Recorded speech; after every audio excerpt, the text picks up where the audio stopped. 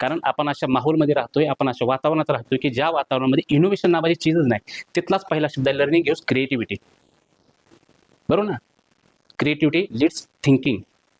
हा जर मेसेज जर आपण एवढा जरी डोक्यात घेतला ना 4 वर्षामध्ये, सर असं तुम्ही ह्या वर्गामध्ये मे बी 5-10 वेळा येऊन गेला असतात मे बी. तर ही एवढा जरी शब्द घेतला ना की क्रिएटिव्हिटी काय असेल मार्केटमध्ये, की आपण जे जगतोय, मग तुम्ही ॲज अ प्रोडक्शनला जा, QA/QCला जा, एम-फार्म करा किंवा काही करा, लक्षात घ्या काय आपण क्रिएटिव्हिटी करतोय. या गोष्टीविषयी जेवढा आपण जास्त विचार करतो तेवढी आपली थिंकिंग करते. आणि हे कॉलेजचं वय हे ह्याच वयात घडू झालं, परत नाही घडत, लक्षात घ्या.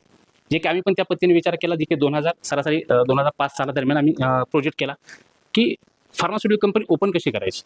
हा त्यावेळेस आम्ही प्रोजेक्ट केला होता आणि आज मला त्याचं फळ मिळत आहे. माझा तोच विचार सांगायचा असतो की तुम्ही त्या पद्धतीने विचार करण्याचा प्रयत्न करा. आज करा. मे बी 6 महिन्यातून लिफ्ट आहे, लक्षात घ्या. पास होत असतं, कॉलेज आहे, काय टेन्शन घ्यायची गरज नाही, काय नाही. तुम्ही कारण हुशार विद्यार्थी आपण किरकोळ नाहीये कोण. ओके.